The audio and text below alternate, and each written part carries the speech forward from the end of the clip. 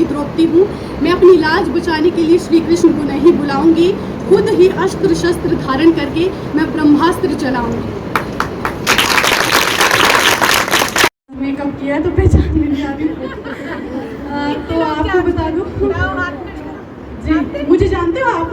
आंचल Mongia, news anchor, news पे देखा है मेरे को? yes, जी, मैंने बोला था ना मेकअप किया पहचान।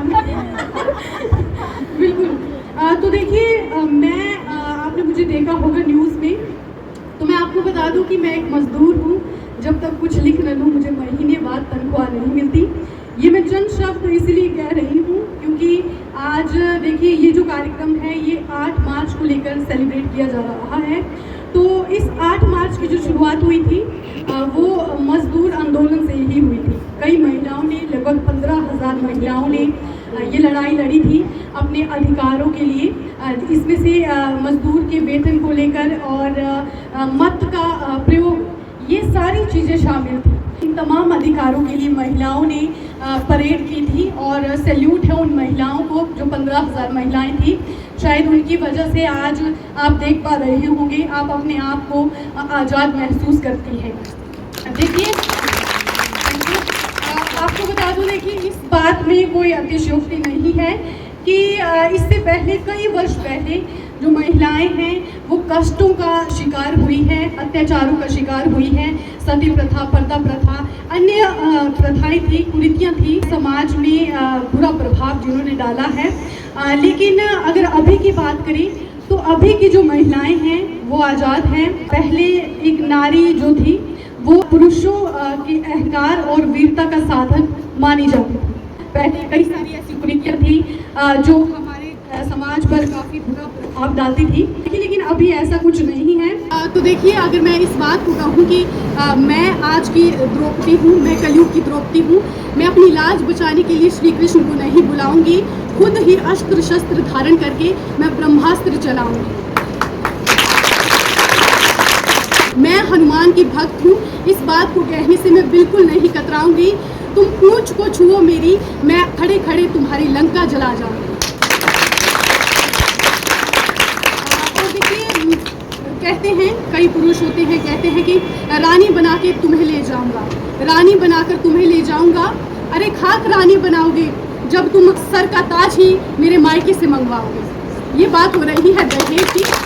तो ये उस समय ऐसा होता था, लेकिन अभी देखिए समय में बदलाव आ रहा है, समय में परिवर्तन देखने को मिला है। लेकिन आज जो है नारी कहीं ना कहीं सशक्त है और काफ़ी अच्छा लगता है ये सब देखकर कि नारी अपने आप को आज़ाद महसूस करती है। और इसी के साथ देखिए सरकार ने हमें कई सारे जो अधिकार है वो दिए हुए हैं। लड़कियों को बहुत सारे ऐसे अधिकार हैं जो दिए हुए हैं। आजकल की जो लड़कियां हैं हम सभी जानते हैं कि काफ़ी सशक्त है, लेकिन कुछ लड़कियां इन अधिकारों का, कानून का गलत प्रयोग करती है। जैसे मान लीजिए कईयों की शादी हो जाती है। और इसमें मैं ये कहना चाहूँगी कि देखिए अगर आपको जंग लड़नी है तो जुल्म से जंग लड़िए, रिश्तों से नहीं। क्योंकि हमारे बीच में देखिए बहुत सारी मिसाल यहाँ पर मौजूद है। आप कविता मैम को ही देख लीजिए, ये जितना भी स्टाफ है इनकी शादी हो गई है, लेकिन फिर भी जो ये कर सकती हैं वो शायद एक पुरुष करे। क्योंकि देखिए घर से बाहर जाना, काम करना और फिर घर में आकर वो सारा चूल्हा चौके का काम करना जो शायद ही एक पुरुष कर पाए। रिश्तों में देखिए दरारें कैसे आती है। आजकल आपने देखा होगा जल्दी तलाक क्यों हो रहे हैं, क्योंकि लड़कियों में वो सहन शक्ति नहीं बची है। देखिए हम सभी जानते हैं कि जब लड़की ही एक शक्ति है, संपत्ति है, सद्बुद्धि है, लेकिन आप पर निर्भर करता है कि आपको इस शक्ति और बल का कहाँ पर प्रयोग करना है। क्योंकि देखिए शादी के बाद मैक्सिमम महिलाएं होती हैं थोड़ी सी देखिए रिश्तों में दरारें आ जाती है।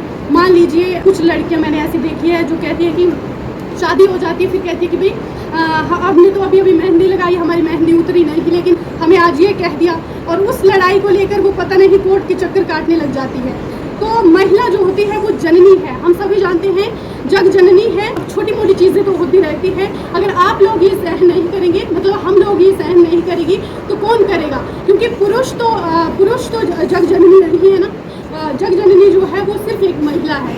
और इन छोटी छोटी बातों को हमें सहन करना है। मैंने पहले भी बताया कि देखिए रिश्तों के साथ जंग मत लड़िए, जंग लड़नी है तो जुल्म के साथ लड़िए। कुछ चीज़ें ऐसी हैं जो हमें पहले के दौर की सीखनी पड़ेगी, क्योंकि पहले के दौर में संस्कार थे, सहन शक्ति थी, वो सारी चीज़ें थी। आजकल के युग में देखिए हम ये सब चीज़ें खो रहे हैं। अब देखिए लड़कियों को, हम सभी लड़कियों को इतने अच्छे से रखा जाता है घर में, हमें इतनी रिस्पेक्ट दी जाती है, लेकिन हम कहीं ना कहीं इसका गलत प्रयोग करती है और ऐसा बिल्कुल नहीं करना चाहिए। हमें अपने जीवन में, समाज में एक अच्छे राष्ट्र का निर्माण करना है। महिला अपने आप में एक जननी है, लेकिन विडंबना ये है कि देखो महिला ने संसार को रचा है। उस समय महिलाओं को अपने अरमानों और अपने अस्तित्व को कुचलना पड़ता था। क्यों? ये कहकर कि वो एक महिला है। जो घर में महिलाएं होती हैं, मुझे तो ये लगता है कि महिला होना एक अपने आप में ही चुनौती है। बेटी से माँ तक का सफ़र, इस पर मैं एक कविता जो है वो मैं कहना चाहूँगी। बेटी से माँ तक का सफ़र, रोने से चुप कराने तक का सफ़र, बेसब्री से सब्र तक का सफ़र। इस पर कुछ चंद लाइनें मैं कहना चाहूँगी। पहले जो छोटी छोटी बात पर रो जाया करती थी, आज वो बड़ी बड़ी बातें अपने मन में रख लेती है।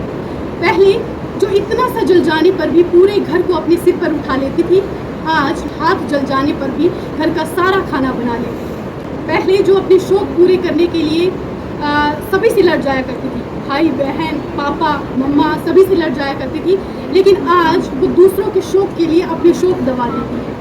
पहले जो माँ कहकर पूरे घर में शोर मचा देती थी, आज वो माँ सुनकर हल्का सा मुस्कुरा देती है। बेटी से माँ तक का सफ़र और बेफिक्री से फिक्र का सफ़र, रोने से चुप कराने का सफ़र इतना आसान नहीं है एक बेटी से माँ तक का सफ़र।